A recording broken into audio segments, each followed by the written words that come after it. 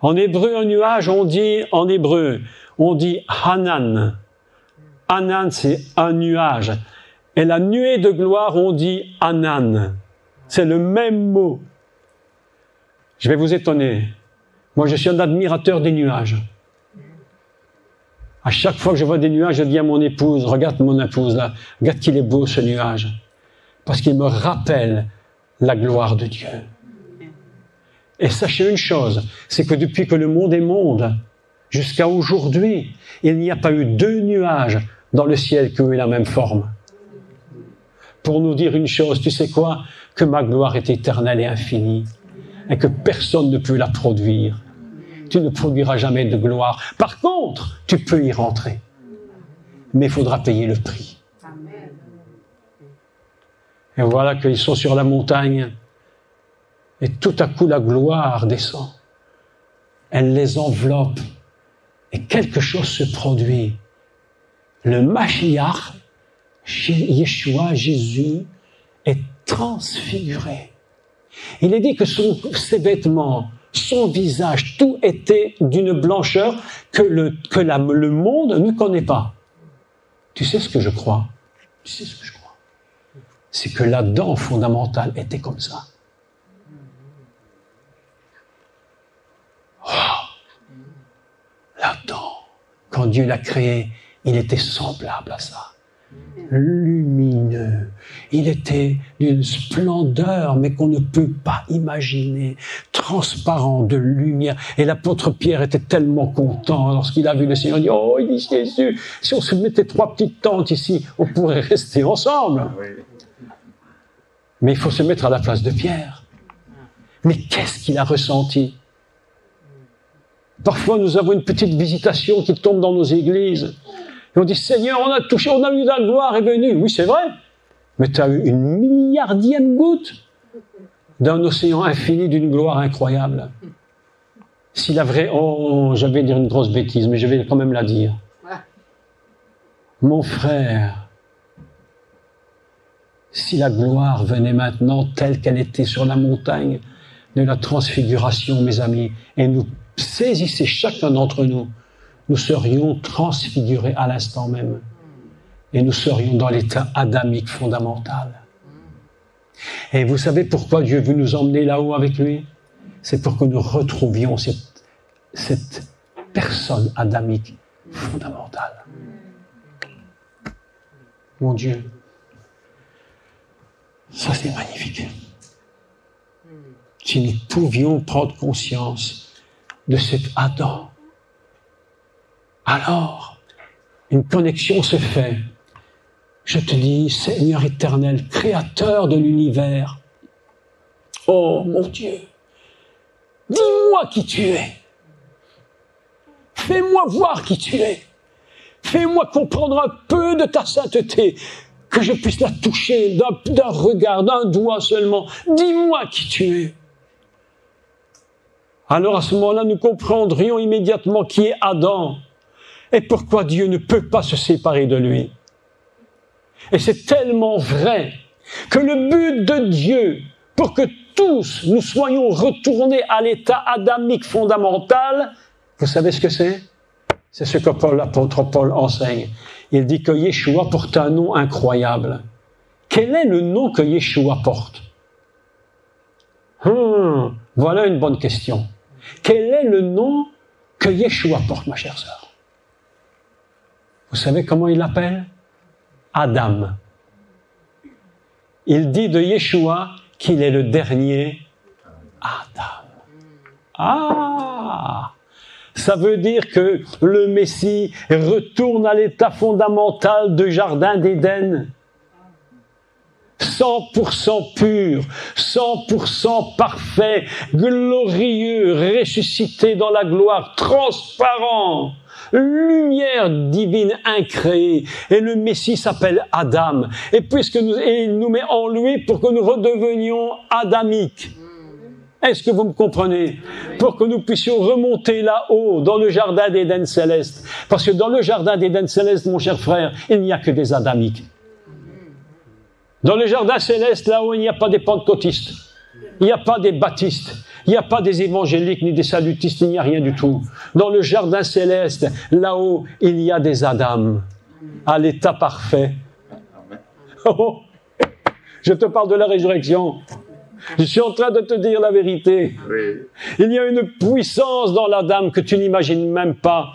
Et aujourd'hui, il nous a mis en Jésus, en Yeshua. Il nous a sauvés. Il a dit, regarde-toi, regarde ton épouse. Et regarde, elle est adamique. Vous êtes adamique. Quand Dieu vous regarde tous les deux, il ne voit pas monsieur et madame, il voit Adam. Et il dit, vous deux là, je vais vous emmener avec moi. Vous ne resterez pas là. Oh! Est-ce que vous comprenez ce que je dis? C'est tellement incroyable. On a réduit le ciel à une sorte d'image terrestre. Mais mon frère, ma sœur, le ciel là-haut, c'est pas ce que tu crois. C'est pas des petits lapins qui courent avec des dinosaures. Le ciel là-haut, c'est pas ça du tout, mon frère. Le ciel là-haut, c'est la grâce et la présence de Dieu. Dans la sainteté fondamentale, inimaginable, qui ne pourra jamais plus être altérée. C'est pourquoi ceux qui sont partis là-haut ne veulent plus revenir. Parce que lorsque tu as vu le ciel et la présence du Seigneur dans laquelle tu es, tu n'as même plus envie d'aller sur les belles plages de Martinique. Mais non, parce que le ciel n'a rien de comparable avec ça. La présence de Dieu dans la sainteté, c'est quelque chose à laquelle nous devons aspirer. Mais les chrétiens aujourd'hui n'aspirent même plus. Un jour, ma mère posait la question à une dame, elle lui dit, ma mère, le Seigneur bientôt va venir nous chercher. Vous savez ce qu'elle lui a répondu? Elle lui a dit, mais tu rêves, je viens d'acheter ma nouvelle cuisine. Mais c'est pour te dire, le ciel, pour beaucoup de chrétiens, c'est une espèce de terre améliorée. Mais mes amis, mais non, le ciel, ce n'est pas une terre améliorée. La terre, elle est appelée à la destruction. La Bible nous dit qu'elle périra dans le feu. Cette terre sur laquelle nous sommes aujourd'hui, avec laquelle nous vivons dans cette terre, elle est appelée à disparaître. Mais, mes amis, ne comparons pas la terre avec le ciel et ne faisons pas du ciel une terre améliorée. C'est pas ça que Dieu veut. Écoutez-moi, ne faites pas de votre vie une vie améliorée. Parce que demain tu t'améliores, demain tu te désaméliores. Dieu ne te demande pas que tu t'améliores. Non, non, il te demande d'être en son Fils. Les améliorés resteront sur terre, mon frère.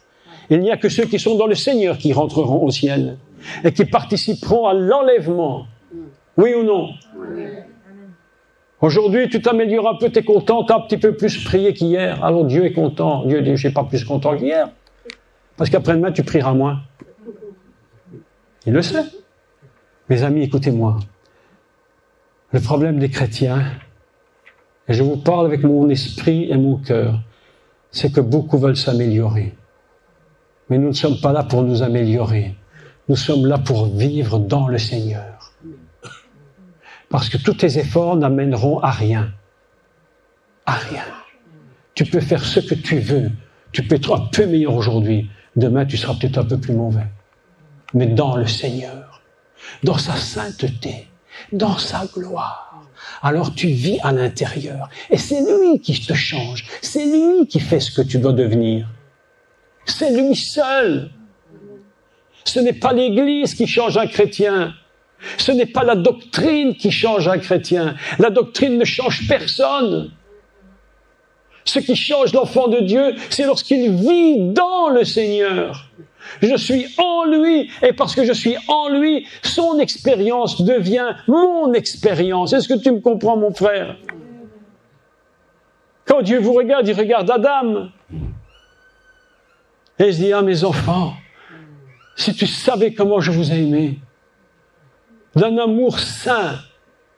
L'amour terrestre est tellement perverti, mais c'est absolument ignoble. L'amour terrestre aujourd'hui, c'est simple. Il porte un nom que la Bible ne porte même pas. Est-ce que vous acceptez que je vous parle cash? L'amour terrestre aujourd'hui, il porte un nom que la Torah n'a jamais prononcé, n'existe même pas dans la Torah, ni dans la Bible, ni dans la bouche du Seigneur. Ça s'appelle le sexe. La sexualité. Si celui qui me trouve ce mot dans la Bible, je lui donne 10 000 €. Ça n'existe même pas. Parce que le monde a basé l'amour sur ce principe-là uniquement. Mais Dieu a autre chose, lui. Ce que Dieu voit de nous, c'est autre chose, mes amis. C'est complètement autre chose. Quand Dieu te regarde, mon frère, ma sœur, quand il penche les yeux vers toi, mais qu'est-ce qu'il voit? Il veut voir le Seigneur. C'est ça qu'il veut voir. Il aime tellement son Adam. Quelle introduction pour parler de l'enlèvement. Mais comment veux-tu comprendre pourquoi tu serais enlevé si tu ne comprends pas la relation de la sainteté divine avec la créature adamique? Sinon, ça n'a aucun sens. Si Dieu avait créé un être dégénéré, il n'aurait aucun intérêt à le ressusciter. Mais voilà que quelque chose se produit de terrible. Je fais court dans cette histoire parce que ce serait long à expliquer. Que va-t-il se produire? Le serpent va venir dans ce jardin. Et le serpent va jouer un jeu très dangereux et très subtil. D'ailleurs, la Bible nous enseigne, on dit qu'il était bochette, c'est-à-dire qu'il était rusé. Mais en réalité, le mot rusé, dans la langue hébraïque, c'est le même mot que le mot nu. Incroyable. On aurait très bien pu traduire, ils étaient tous deux nus et le serpent est rusé. On aurait pu traduire, ils étaient tous deux nus et le serpent était nu. La traduction est exactement parfaite. Le serpent vient donc voir la femme. Pourquoi est-ce qu'il vient voir la femme? Pourquoi pas l'homme? Pourquoi il vient voir madame et pas monsieur? Est-ce que vous vous êtes posé la question? À partir de là, toute une théorie dans l'Église sur la femme est absolument n'importe quoi. Il vient voir la femme parce que la femme, écoutez-moi bien, vous les femmes, vous êtes la matrice de la vie. C'est vous qui portez la vie. Nous les hommes, on ne fait pas grand-chose. Hein. On donne la petite semence, quand c'est fini, c'est fini. Mais la femme, quand elle reçoit la semence en elle, elle va porter la vie. La femme est porteuse de vie, elle est matrice de l'humanité. Et le serpent vient voir la femme, il sait très bien ce qu'il fait. Il se dit, si je peux détruire la matrice, si je peux détruire la matrice, alors là je vais gagner. Et il va, je ne rentre pas dans toute l'histoire, c'est très long, je raccourcis, c'est trop long à expliquer. Elle ordonne à son mari qui va pécher. Et tous les deux tombent. Et au moment où ils tombent, la gloire disparaît. La dent transparente devient opaque. Se rendant compte qu'on ne peut plus le lire, il va se cacher. Et là, Dieu va donner des sentences. Il va donner une sentence au serpent, une sentence à Isha, écoutez bien, parce que c'est très très complexe, et une sentence à Adam. On est d'accord jusque-là? J'ai dit, mais, je suis parti, j'ai fait un raisonnement un peu absurde, j'ai dit, mais, Seigneur, mais, si Adam était si peu important à tes yeux, mais tu l'aurais pulvérisé à l'instant même. Tu prenais Adam et tu pulvérisais Adam définitivement et on n'en parlait plus.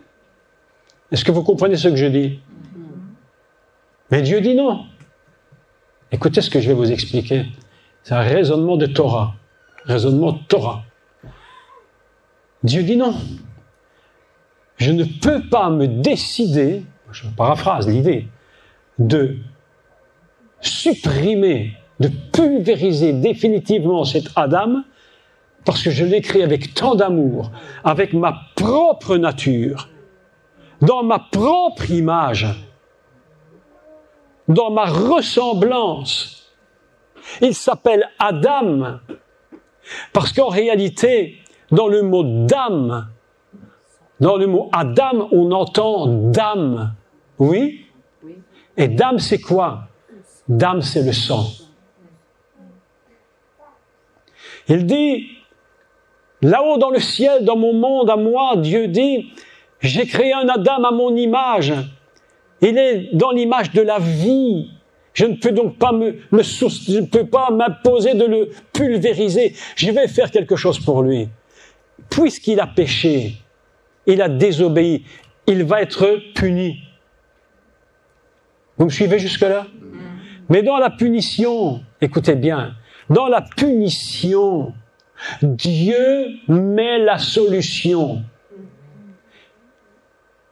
Toute punition, nous dit la Bible, je ne sais plus dans quel livre, peut-être Jacques, je crois, où il dit que toute punition d'abord, tout châtiment d'abord est objet de tristesse, mais il produit par la suite un moment de joie et de tranquillité. Oui ou non? Donc tu vois bien que dans la punition, il y a toujours une solution. Oh! C'est pourquoi Dieu dit, non, non, non, non, je ne vais pas pulvériser mon Adam. Non, non, non, je ne peux pas le faire. Je vais trouver une solution. Il mérite une punition, je vais lui donner, mais en même temps, dans la solution, il ne va pas se rendre compte que je vais lui donner la solution. Et qu'est-ce qu'il fait? Qu'est-ce que Dieu va faire? Et c'est là tout le texte prophétique de la résurrection, mon frère. La résurrection se trouve dans ce que je viens de te dire maintenant. Qu'est-ce que Dieu est en train de faire maintenant pour Adam? Il lui dit la sentence. Bon, il y a beaucoup de choses à expliquer, mais je passe au plus court pour cela. Il lui dit, puisque tu as péché, tu mourras et tu retourneras dans la terre dans laquelle tu as été pris. C'est ça? Oui. Pourquoi est-ce qu'il le remet dans la terre dans laquelle il était pris?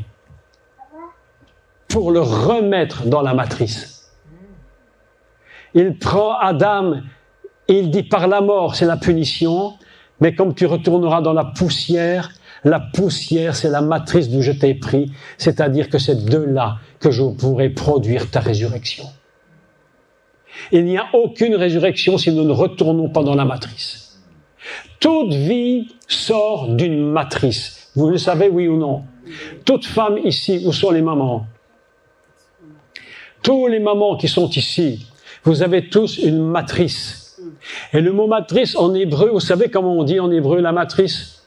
Donc l'utérus, on dit rachem. Et rachem, vous savez ce que ça veut dire en hébreu? Ça veut dire la compassion. Toute femme qui porte un enfant dans son ventre, dans son utérus, elle porte un enfant dans la compassion. C'est pour ça que vous avez remarqué qu'une maman, dans les règles générales, elle est tellement attachée à ses enfants. Elle a tellement l'esprit de compassion. Le papa, c'est plus la rigueur, lui. Le papa, c'est ce qu'on appelle la gvoura. Je t'ai dit ça, tu le fais pas, tu veux pas, tu prends ta raclée. Obéis, fais ce qu'on te dit.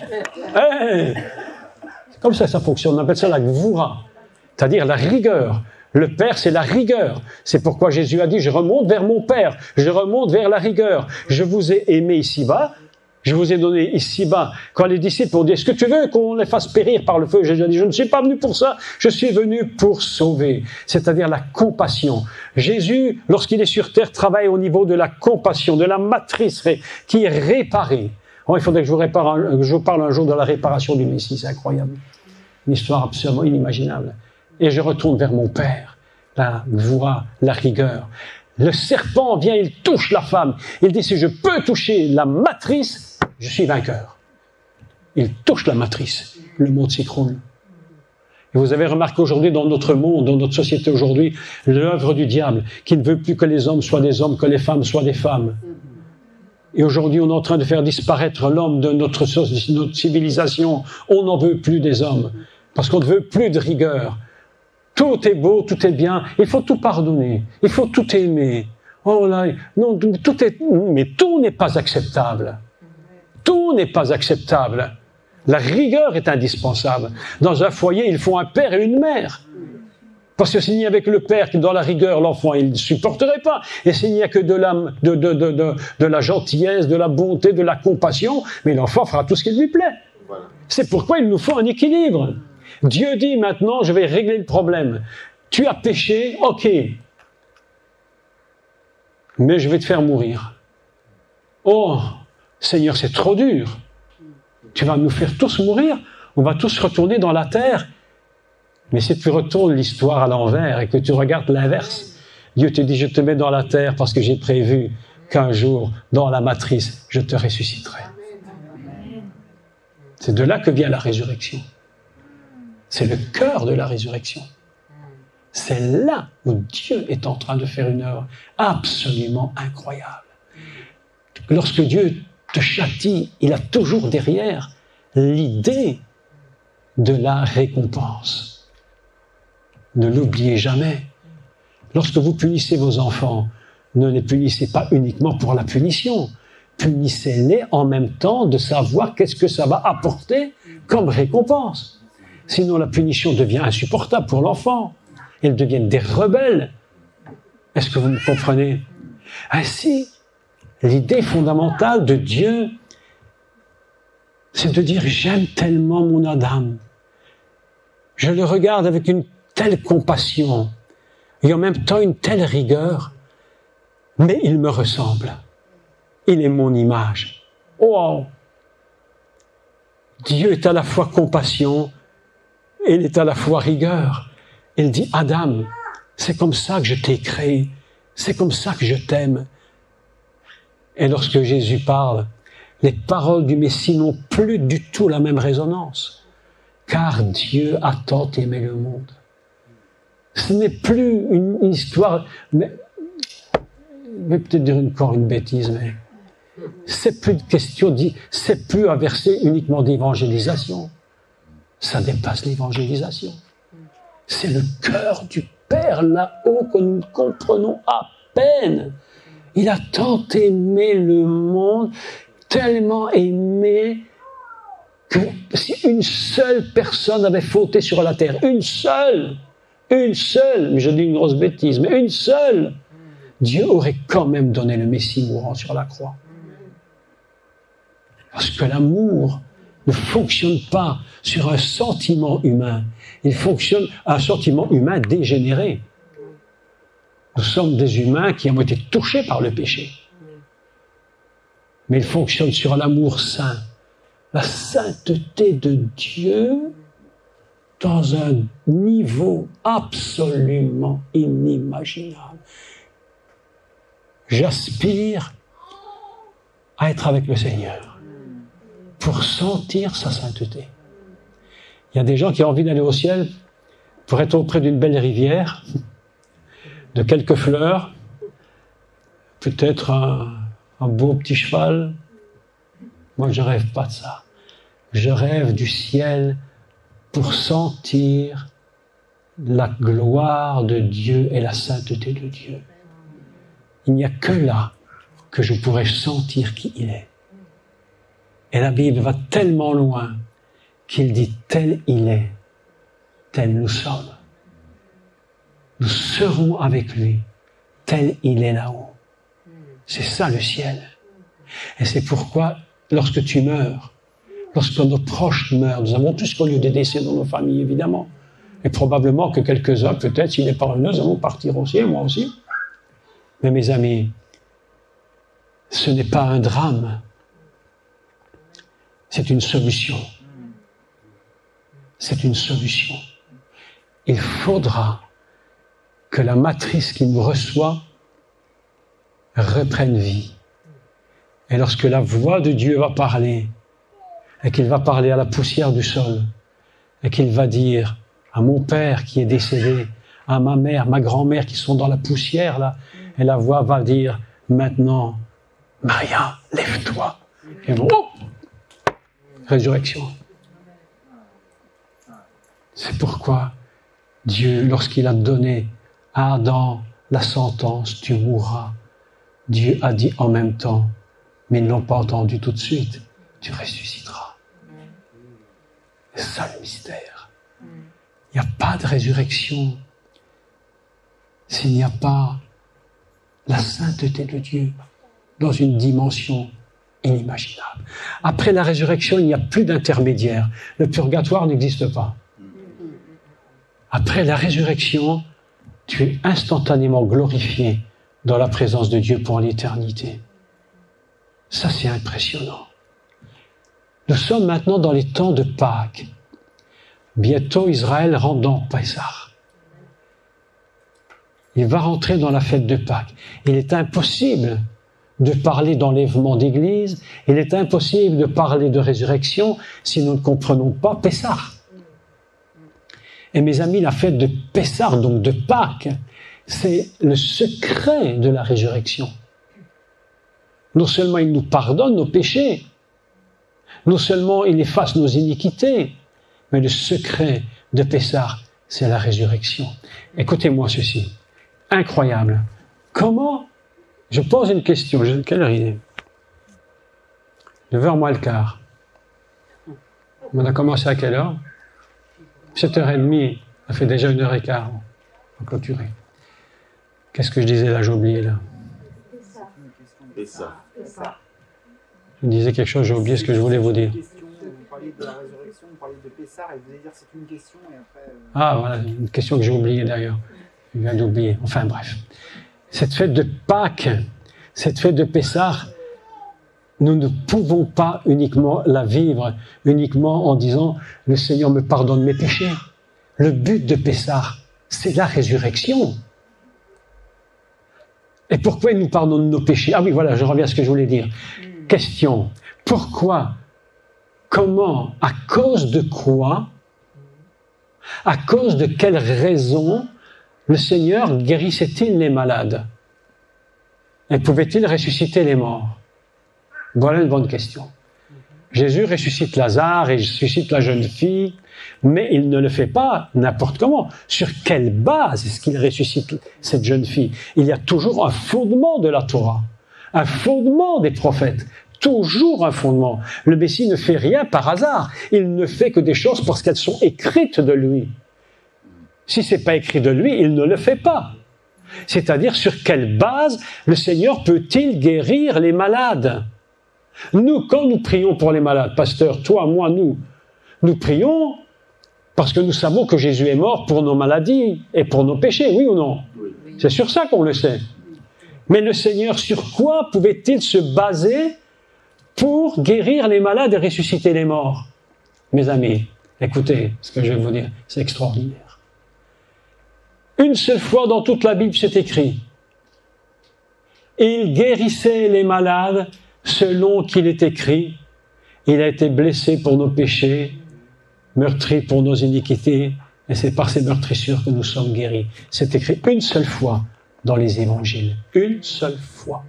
C'est-à-dire que le Messie, n'étant pas encore physiquement mort, n'étant pas crucifié physiquement, appuyait déjà ses miracles sur la crucifixion et sur la résurrection. C'est-à-dire que le Messie a cette capacité de se projeter dans l'éternité. Est-ce que vous me comprenez ? Le sacrifice du Messie n'est pas un sacrifice temporel, c'est un sacrifice qui est éternel. C'est pourquoi, à cause de l'éternité, et l'éternité de laquelle le Messie parle, c'est une éternité de sainteté incroyable. C'est pourquoi la Bible nous dit dans l'évangile de Matthieu, je crois, il guérissait les malades selon qu'il est écrit, Ésaïe 53, mon frère, il n'était pas encore mort. Oh. Il a relié sa vie avec les paroles du prophète parce que lorsqu'il était projeté dans la prophétie, il savait que déjà en haut, tout était fait. Lorsque le Messie meurt sur la croix, écoutez ce qu'il dit, il avait déjà dit à l'avance qu'il allait ressusciter. Comment le savait-il ? Mais comment le savait-il qu'il allait ressusciter ? Je vous pose la question. Vous savez sur quoi il s'appuyait ? Sur le prophète Jonas. De même que Jonas était 3 jours dans le ventre du poisson, de même le Fils de l'homme sera enlevé. Il n'y a rien que le Messie fasse, rien qu'il ne fait qui est écrit dans la Torah. et dans les prophètes. Et même les prophètes, mes amis, les prophètes ne prophétisent jamais hors de la Torah. Ils ne prophétisent que par la Torah. Parce que s'ils prophétisaient hors de la Torah, ce seraient des faux prophètes. Aujourd'hui, je parle aux prophètes s'il y en a dans l'Église. Tu prophétises sur quoi? Sur tes illusions? Sur tes intuitions?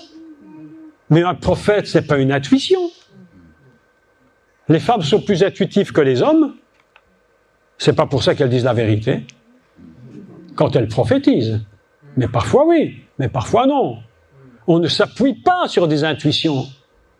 On ne s'appuie sur rien. Le véritable prophète, je vais vous te dire ce qu'est un véritable prophète, c'est un homme qui est plongé nuit et jour dans la parole de Dieu. Parce que c'est cette parole qui va lui révéler les véritables prophéties. Nous ne prophétisons jamais hors de la parole de Dieu. Jamais. Jamais, jamais. Il y a des gens qui disent « Oh, moi j'ai un don de prophétie. » Ah bon? Et tu prophétises quoi? Tu ne prophétises que ce que tu connais et que le Saint-Esprit peut puiser en toi. Mais si tu ne lis jamais la parole de Dieu, si tu ne t'intéresses pas à la parole de Dieu, qu'est-ce que le Saint-Esprit va prendre en toi? Tu ne connais rien. Sois un homme et une femme de prière, un homme et une femme de la parole. Tu devrais passer au moins lire 10 chapitres par jour pour que tu puisses savoir ce qu'est un vrai prophète. Il ne suffit pas de te mettre à genoux avant de venir à la réunion. Ça, c'est des illusions. Il faut rentrer dans la sainteté de Dieu. Il faut laisser la sainteté nous révéler sa parole, mais il faut la lire. Nous avons un privilège, mes amis, nous avons la Bible. Nous avons un privilège. Depuis des siècles et des siècles, on a voulu la détruire complètement. On l'a brûlée, on les a mis au feu. Et aujourd'hui, c'est toujours le livre qui est le plus vendu au monde. Ah! Dieu protège sa parole. Parce il sait très bien que sans sa parole, il n'y a pas de prophète. Sans sa parole, il n'y a pas de docteur. Vous savez pourquoi l'Église, je vais être franc, vous savez pourquoi l'Église est si faible aujourd'hui? Parce que les gens qui se disent docteurs ne lisent toujours que la même chose. Un docteur, c'est pas quelqu'un qui se met en plus une demi-heure avant la réunion ou 1 heure avant la réunion pour prêcher. C'est pas ça. C'est un homme qui nuit et jour vit dans la parole. C'est un homme qui est complètement fondé dans les Écritures. Il les lit. Moi, j'étudie l'hébreu, j'apprends l'hébreu pour comprendre les secrets de la Torah. Et à travers ces secrets, je découvre la gloire de Dieu, les merveilles de Dieu. Et lorsque je suis là, je peux vous parler des merveilles parce que je dis, Seigneur, je ne peux leur parler que de ce que je connais. Mais si je ne t'admire pas, comment le peuple de Dieu peut-il t'admirer? Quand vous allez au salon de la voiture automobile là, à Bruxelles, les gens sont là devant des voitures qui sont appelées à terminer à la ferraille, même les plus chères. Moi, une voiture là, il y avait une voiture 300, 400 000 euros. Et dans quelques années, elle sera à la ferraille. Et ils admirent un tas de ferraille. Oui, ils admirent un tas de ferraille. Mais nous regardons le Seigneur et nous devons l'admirer, et nous devons l'aimer et lui dire, Seigneur, qui es-tu? Dis-moi qui tu es. Et le Seigneur te dit, lis, apprends de moi, passe tes journées, apprends de moi. Combien d'heures vous passez de temps à lire la Bible? Si tu ne sais pas l'hébreu, va au moins sur YouTube m'écouter.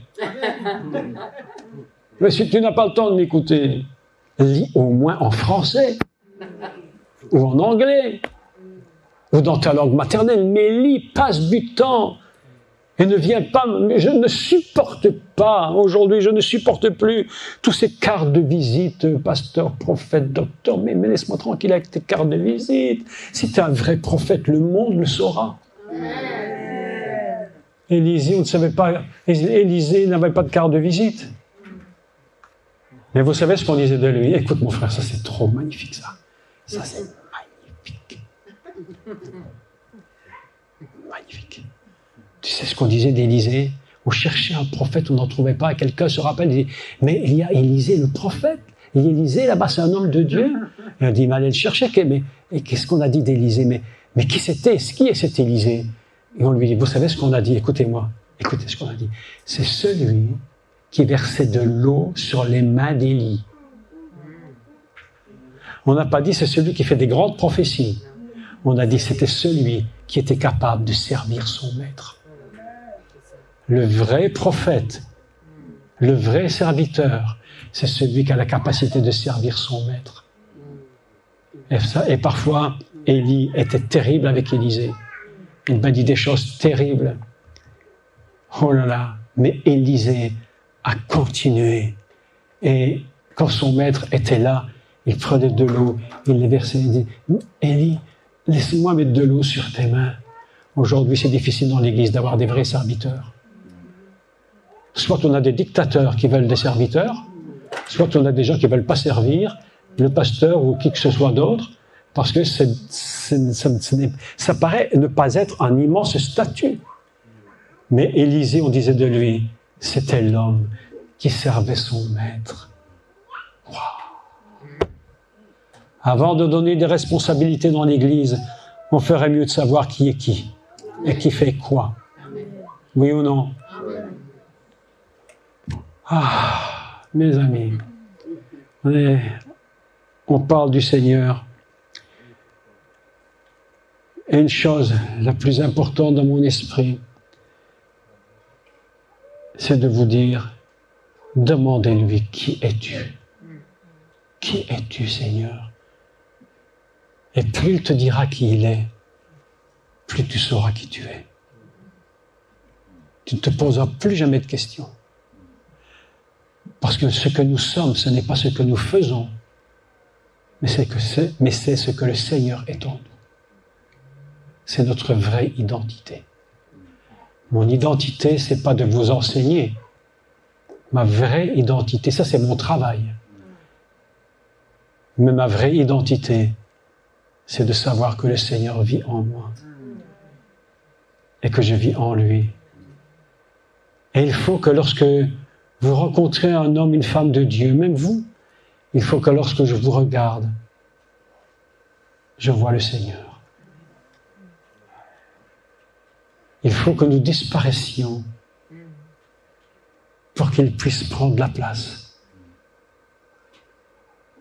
Ce soir, je dis, Seigneur, si c'est toi qui parles, alors ils ne retourneront pas à vide. Ils ne retourneront pas à vide. Ils auront pris du pain. Ils auront mangé du pain. Jésus disait à la multiplication, mais ils ont faim. Mais s'ils rentrent à vide, ils vont perdre leur force. Combien d'églises n'ont pas des chrétiens qui rentrent à vide? Nous ne pouvons plus, mon cher frère, nous permettre ça. Nous ne pouvons plus nous permettre que les enfants de Dieu qui viennent dans nos églises rentrent à vide. Il faut qu'ils repartent rassasiés et il faut qu'il reste encore 12 paniers pour les retardataires s'ils veulent venir. Amen. Un jour, j'ai prié le Seigneur, il y a quelques années, je prie le Seigneur et je tombe sur cette multiplication des pains. Oh, et je vois, il est écrit, ils en prirent autant qu'ils en voulurent. Oh, j'ai dit Seigneur, mais ça c'est pour moi.